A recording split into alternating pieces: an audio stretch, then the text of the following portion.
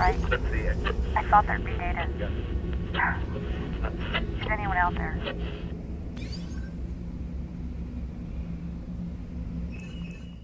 Okay, welcome back, everyone. Thumbs up. Can you hear me? Cool. How's the homework going? There's still quite a bit I have to cover today, like variance and a little more. But are there any questions right now? During the lecture, I'll talk about some of the homework problems and say, and this is what you want here, what we just talked about. No questions.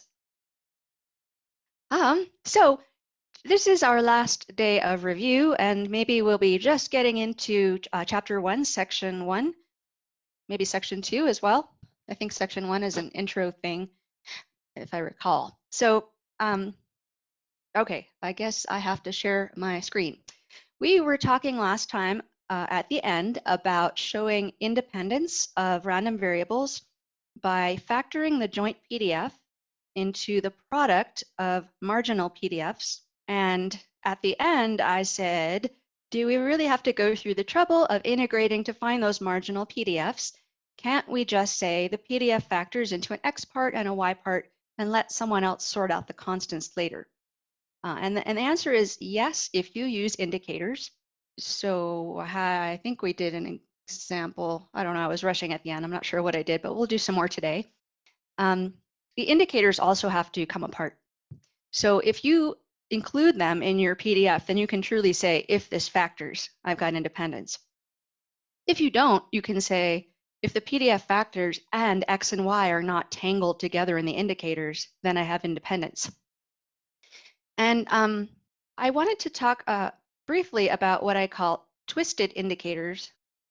So this is just kind of a caveat that sometimes you'll see the X's and Y's sort of all twisted together in the indicators, but you'll still have independence.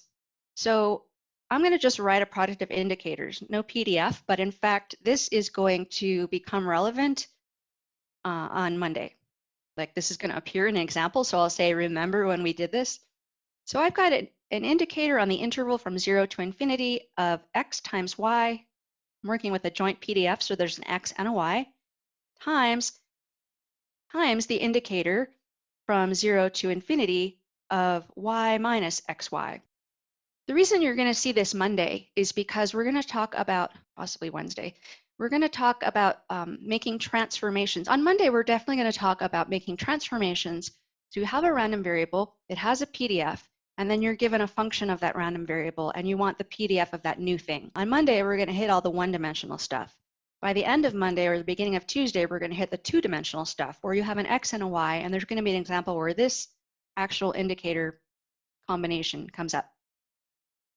Okay, so I would recommend graphing it, at the very least, writing out what this means. This means that X and Y has to be between 0 and infinity, and right, we need both indicators to be 1, or else if one of them is 0, the whole PDF turns off. So we really care about the intersection of these two regions. So we also want 0 less than, I'm going to factor this Y out, Y times 1 minus X less than infinity. And it's not always easy to graph, but if you can, I definitely recommend kind of sketching this region. So if this is X-axis and a Y-axis, I don't know if these highlighters are going to work on this chalkboard. Let's see, that's not even a highlighter, so definitely not working. Yeah, that's not so good. Okay, I want the region where X times Y is positive, but positive basically. So that's over here and also over here. And then I want the region where Y times 1 minus X is positive. And so 1 minus X is going to get negative when we get X above 1. So 1 is going to be kind of an important thing to look at here. I'm going to make a line at 1 on the X-axis. And so where the second indicator turns on and becomes 1, we need to have X to the left of this line and Y positive. So that's going to be here, or X to the right of this line and Y negative, which is going to be over here. And the intersection is what we care about, because the PDF is going to disappear if either one of these are 0. We want them both to be 1 at the same time. And the intersection is this rectangular region. So awful. It's infinite. I mean, it goes on up forever. But anytime you, that's still awful. Anytime you get a rectangular region, you can separate the indicators because we can write. So over here, I'm going to just rewrite the indicators. This is equivalent to, in other words, it's going to be 1 and 0 at the same time as this product of indicators. We can take x between 0 and 1, and then y between 0 and infinity. So both of those products are going to be 1 at the same time and 0 at the same time.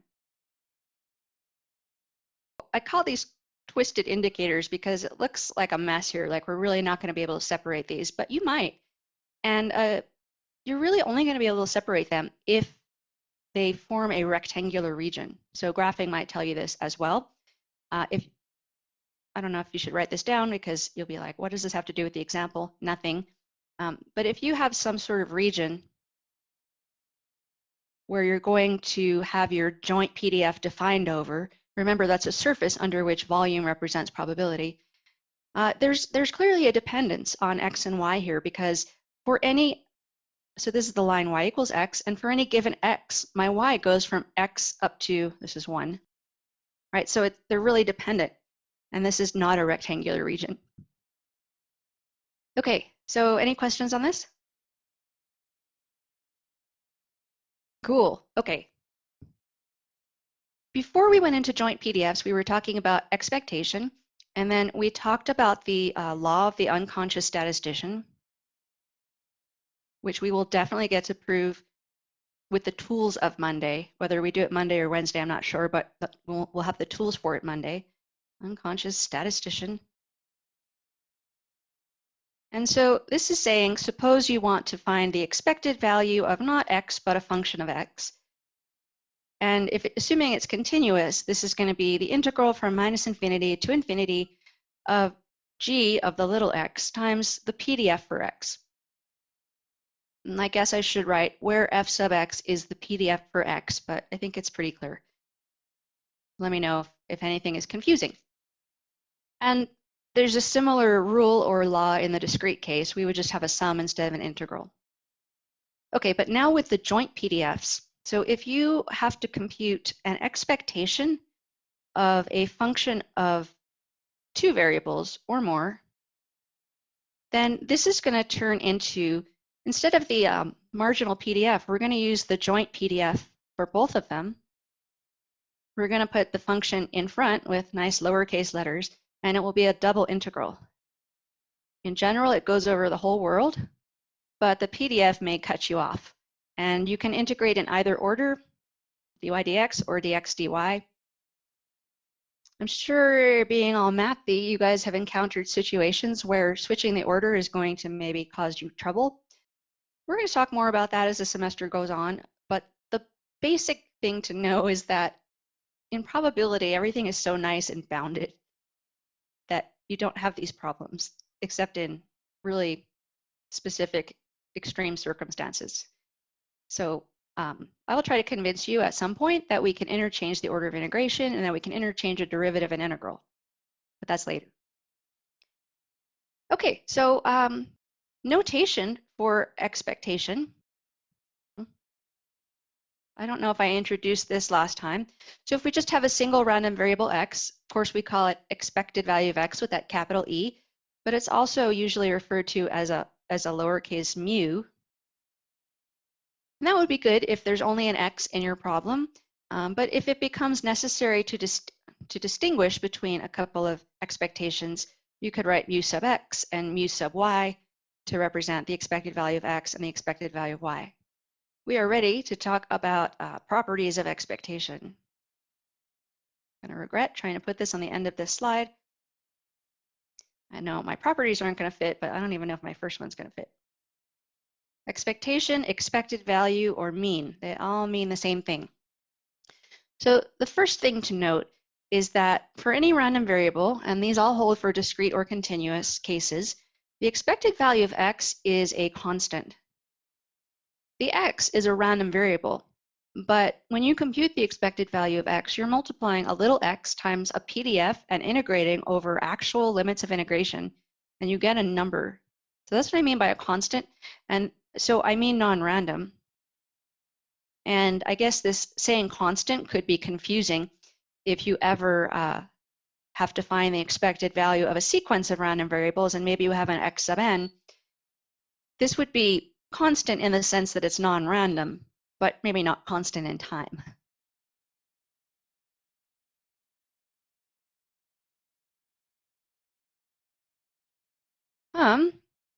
Okay. Yeah, next slide. So my second property is that expectation is a linear operator. Now what this means is, if you have two random variables, x and y, and you have some constants, like a and b, then the expected value of the linear combination ax plus by is equal to a times the expected value of x plus b times the expected value of y. So I'm going to, just sketch really briefly how you would prove this, because I think it's going to be really obvious once I write this down. But if you start with the left-hand side and note that this is a function of two random variables, this is like a g of x and y. So the expected value of this ax plus by is equal to a double integral of a little ax plus by times the joint PDF, dy dx or dx dy. And I'm going to stop writing this minus infinity to infinity eventually, but hopefully at that time it will be clear that I'm not doing an indefinite integral. Okay, so to show this linearity, you want to use the linearity of the integral. Maybe I do need to say just a little bit more. I'll do half of this. So by linearity of the integral, this is a times the double integral of x times fxy, x and y, dy dx, plus b times the double integral. These are still minus infinity to infinity. I'm just being lazy. And in this one, we have to, integrate with respect to y and x.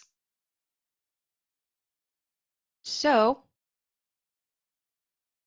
I'm just going to look at one integral. The other is going to be the same. In this case, so the inner integral is with respect to y. So I'm going to pull out that x, and I have a integral x integral fxy, the joint PDF, integrated with respect to y. And then that's sitting there, and there's a dx. Well, that integral over the whole space that I'm not writing, it will give you the marginal PDF for x. And so clearly, you can see now that we get what is the definition for the expected value of x, which is what we wanted. I didn't need independence or any special properties. Okay, so we may use, we're definitely going to use this in a much more kind of general looking thing where we have random variables x1, x2, up to xn. So for us, that's data. It's really theoretical data. We've got these random variables and someone's going to take a sample, and we want to tell them what they should do with that sample based on what we can say probabilistically about which sample they got from the population. But this is a little sum, if you can read that, as I goes from 1 to infinity, of like some ai, xi. So we can use, it's an x, not a y. So we can use the linearity of the linear operator property to say that this is the sum of the ai expected value of xi. Okay, next property is if x and y are independent. Remember, this means the joint PDF factors into the product of the marginals. Then the expected value of x times y is the expected value of x times the expected value of y. So we're going to prove this. It's not going to take much time. And then I'm going to show you an example that the reverse is not true. You may have this expectation factoring, and it doesn't necessarily mean that x and y are independent. And we can generalize this a little more. In general, we can say that if you're taking the expected value of a g of x, like any function g of x and any function h of y only, if they're independent. So I always like to write when I put equal signs in things.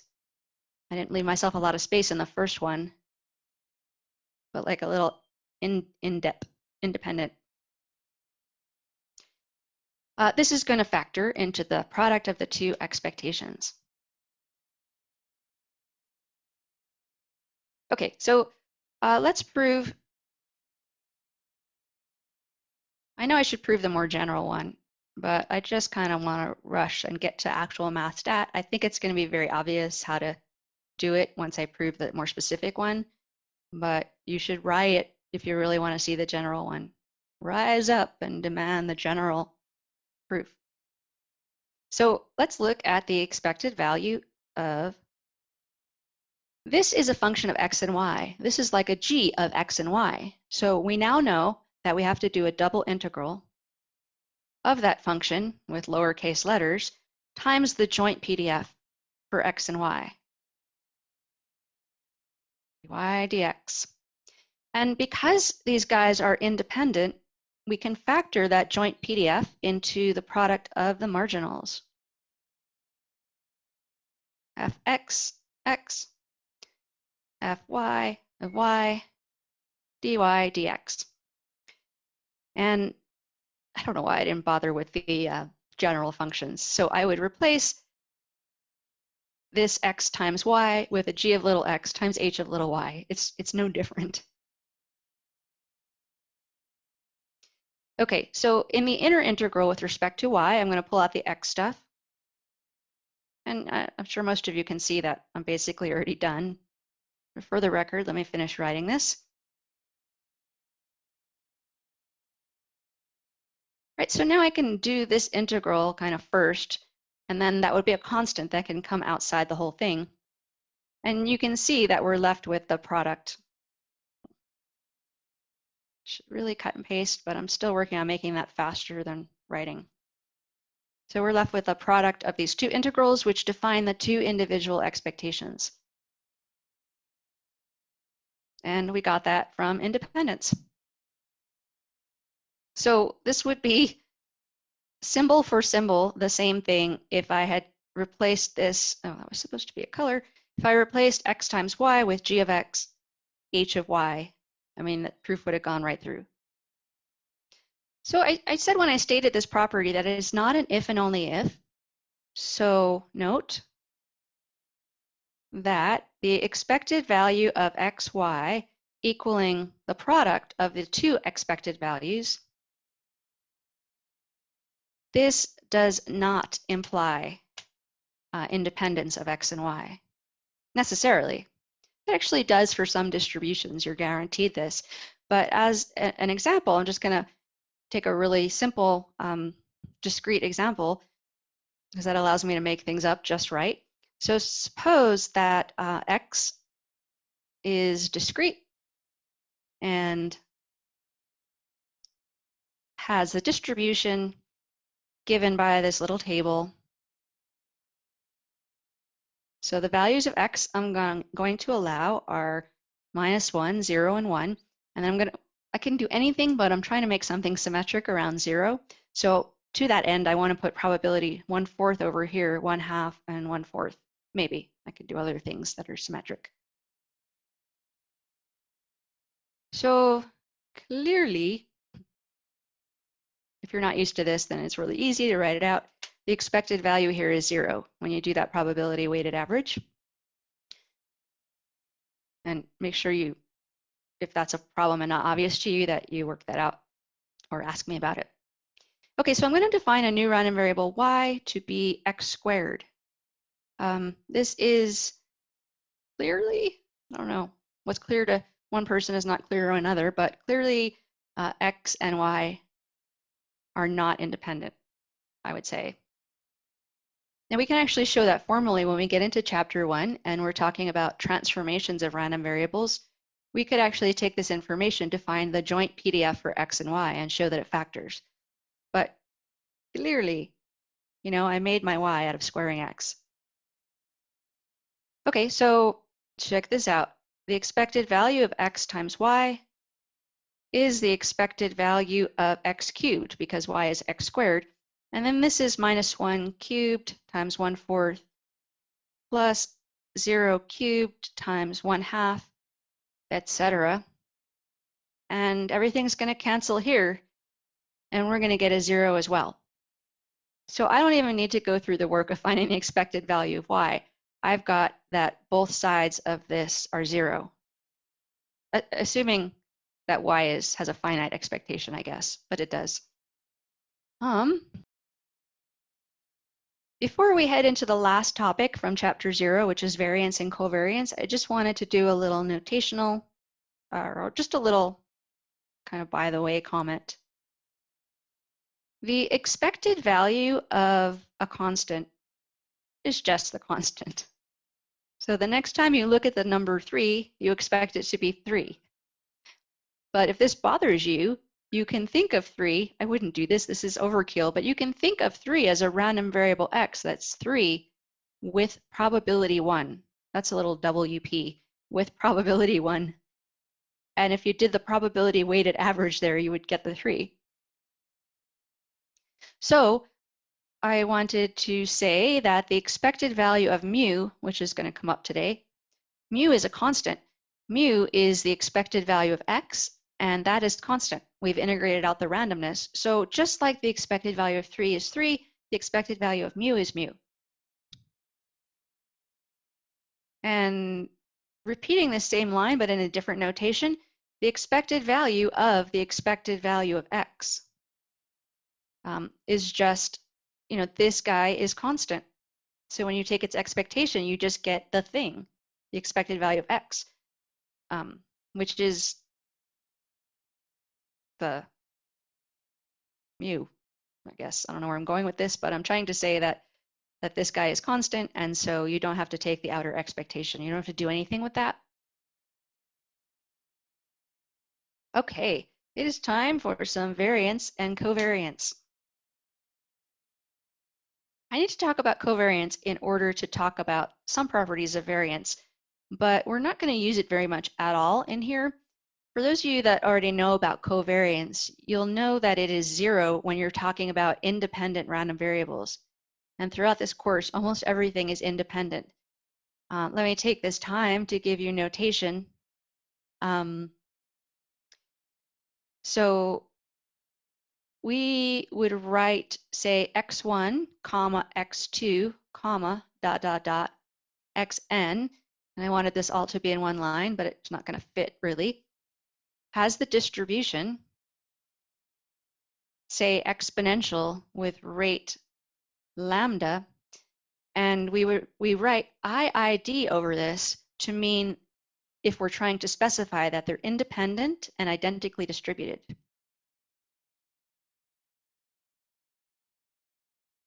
So when you see an IID, that's what it means. And some terminology, the words random sample refer to IID random variables. So how that might appear, that's an equals, this is sideways, equals IID. So how that might appear is in a homework problem, I might say let x1 through xn be a random sample from the exponential distribution with rate lambda.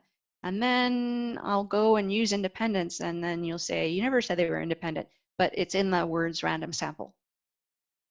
Not only do they need to be in the same, you know, not one gamma exponential and one normal, they also need to have the same lambdas to be identical. If we had all exponentials but different lambdas, then we'd say they're in the same family of distributions. But yeah, this means identical, identical. So by the way, all those proofs I did above with the independence and stuff, they would hold in the discrete case with double sums. So for the variance, let's define x, a random variable with mean or expectation or expected value, these are all the same things, mu, defined to be the expected value of x. The variance of x is a measure of how spread out x is around its mean.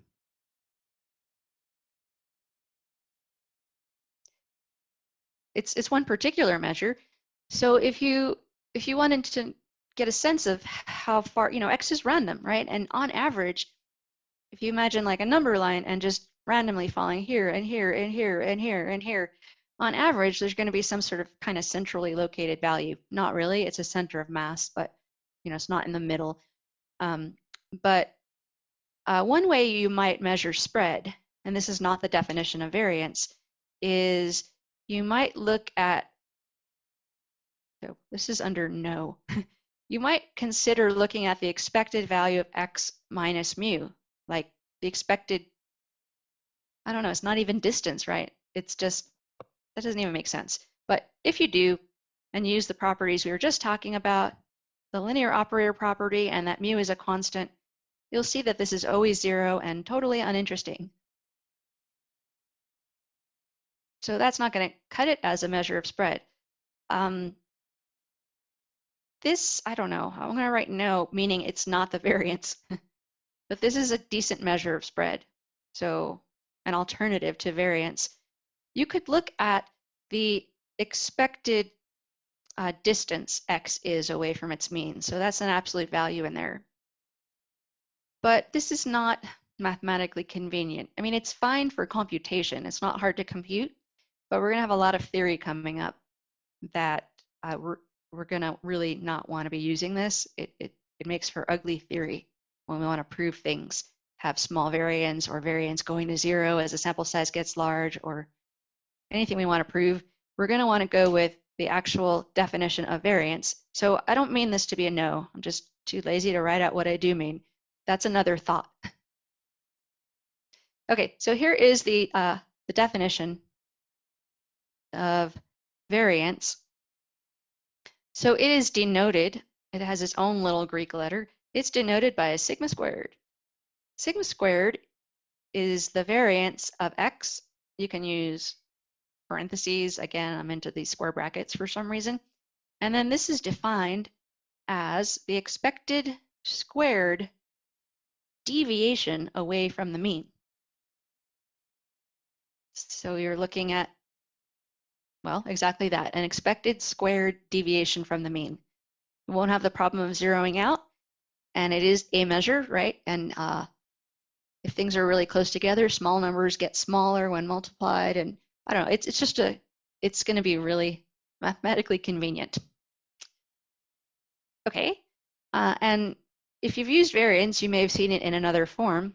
So note, not no, the variance of x, which is the expected value of x. Oh, and I do mean that mu is the expected value of x here. So the expected, the variance of x is this expected value. And if you square this out and then run the expectation through like the linear operator it is, you get the expected value of x squared minus 2 mu, because that's a constant, expected value of x, plus mu squared. That's like the expected value of 3 is 3. But this expected value of x is a mu, so I really have minus 2 mu squared plus mu squared.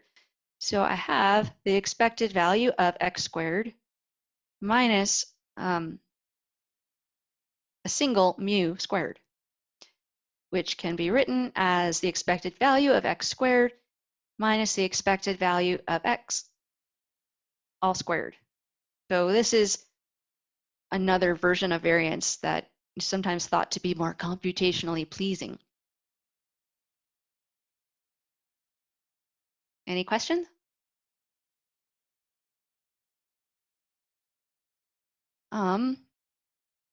By the way, you have a homework problem. Problem 3 which gives you a distribution. It gives you a PDF, and it asks you to find the expected value of x squared. And it says, do not do any integration. You want to use this on problem 3. So this is use on homework problem 3, homework 1, problem 3. You are supposed to read stuff off the table, and the table has means or expectations, and it has variances, but it doesn't have the expected value of x squared. But we have a relationship.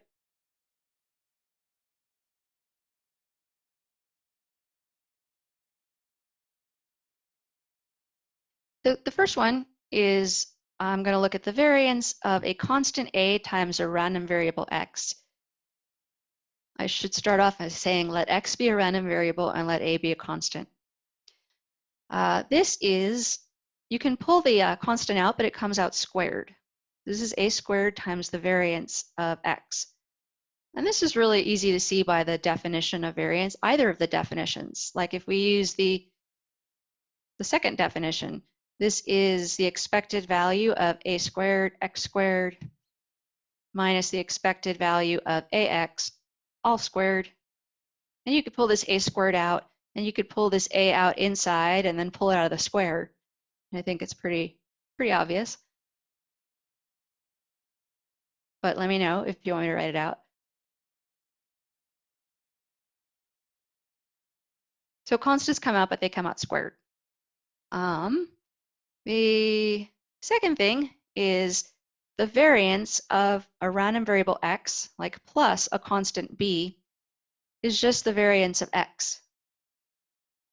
The idea is easy to show as well, but the idea is that you have a random variable x and it has a distribution. And if you were to collect values and start making a histogram, you would see a shape. And the variance represents kind of the spread in that shape. And if you add b to everything, you've just dragged the whole histogram and shape down the line.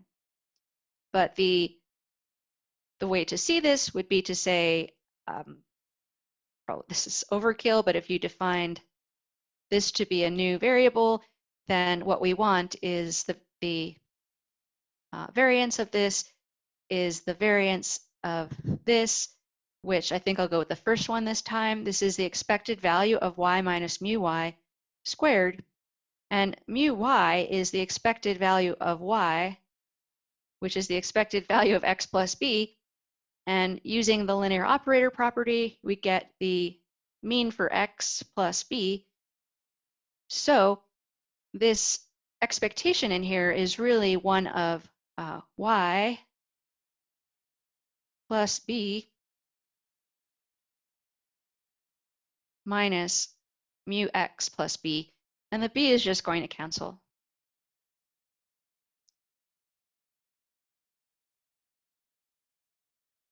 Now, what you've really been waiting for, what about variances of sums? This is, I guess, property 3.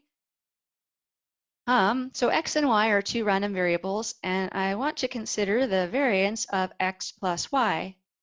And it is not, in general, equal to the sum of the variances. And that's because of the squared in the definition. You know, squares, it's pretty much the same reason that a plus b squared is not a squared plus b squared. Now, this is in general, but there will be some cases where this is true. Almost every case in mathematical statistics, actually. So to see this and when it's true, let's write out the definition. By definition, let's write out this variance. This is the expected value of x plus y minus the mean, or the expected value for x plus y, which by the linear operator property is going to be mu x plus mu y. And then this whole thing gets squared. And if you rearrange things, x minus mu x plus y minus mu y, and then square the whole thing, and then multiply that out, and then use the linear property, the linear operator property of expectation, you'll get the expected value of x minus mu of x squared plus the expected value of y minus mu sub y squared plus 2 times the expected value of the cross term, x minus mu x, y minus mu y. This cross term is called the covariance between x and y. Keep trying to change to a much more exciting color. So this is a definition of the covariance between x and y. And covariance is denoted by COV XY, and it's a measure of how strongly they're related, at least in a linear sense. So as a quick aside into covariance,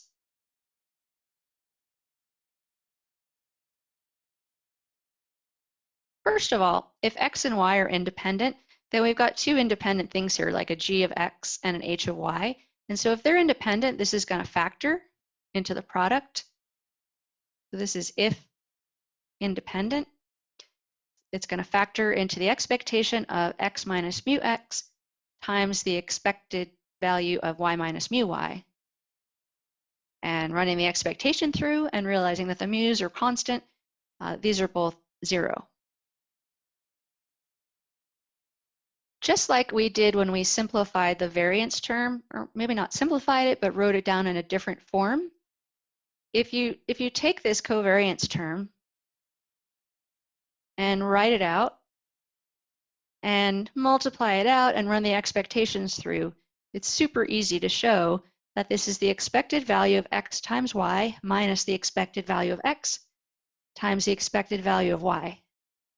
So there's another way we can see that covariance is 0 if x and y are independent, because the expectation of that product is the product of the expectations if they're independent. If they're not independent, maybe you're seeing something like if you were to graph actual sampled values of the random x and y, you know, when you actually look at some, they're called realizations, when you have this random thing and then you actually observe it. So if it sort of looks like this, these random variables are said to have a positive covariance.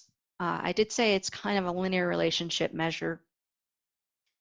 And you can see this because the way I've drawn this very symmetric looking thing, it appears that the x-axis right here is, so I just tried to erase with my finger. That doesn't work. The x-axis appears to be around the mean for y, given this kind of symmetry here. And the y-axis kind of appears to be around the mean for x. So the point I'm making is up here in this quadrant, we have x minus its mean times y minus its mean greater than 0. And down here in this quadrant, we have x minus its mean times y minus its mean, still greater than 0 because they're both negative. And then let me add some points. We may have a little stuff going on out here. These are going to correspond to points where the product is negative. And the expected value of this product is a probability weighted average. It is a type of average. And in this picture, you can see that you expect, no pun intended, the covariance to be positive because most of the points are in regions where that product is positive. So a positive covariance between random variables basically says as one increases, the other increases. A negative covariance says if one increases, the other decreases. And if you see something like a total cloud, that's kind of what you're going to see when the covariance is 0. So to finish property 3, kind of really far away from that, the end of property 3, we wanted to know what the variance of x plus y was. We have just seen that it's the variance of x plus the variance of y plus 2 times the covariance. Oh, I never use square brackets there. I don't know why. The covariance of x and y. And if they're independent, that covariance is 0. So this is the variance of x plus the variance of y if x and y are independent. They're almost always independent in this course. We're not going to deal with covariance very much at all. I just had to tell you that so we could figure out how to find a variance of a sum. It's huge in time series. If you take time series, you're going to be working with covariances every day.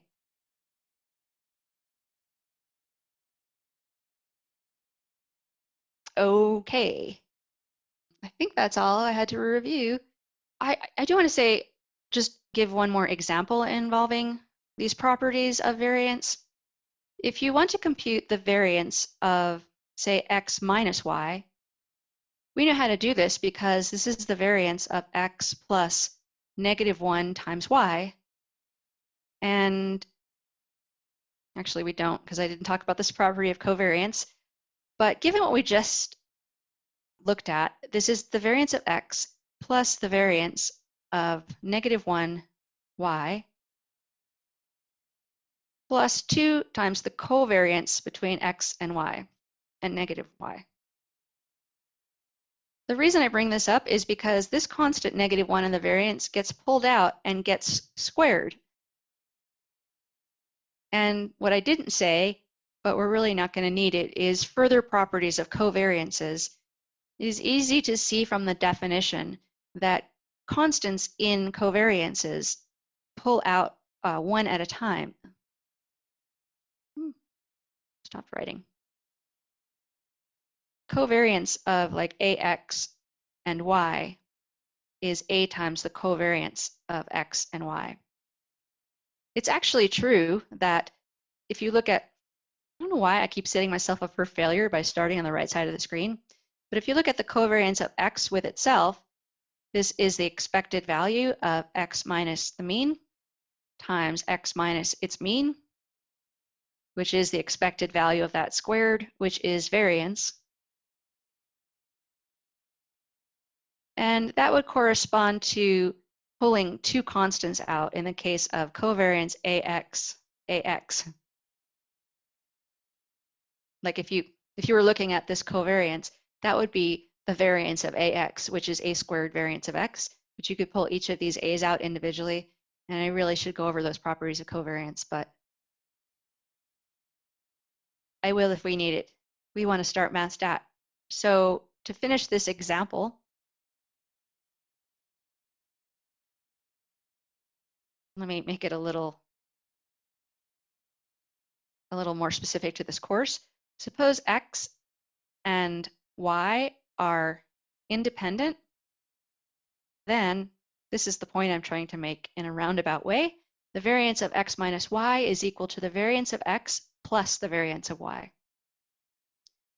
The covariance term is 0, and that negative disappears because it's like a -1 that pulls out squared. And we will generalize this and use our new notation terminology, IID, if x1 through xn are independent, not quite at IID yet, then the variance of the sum is the sum of the variances.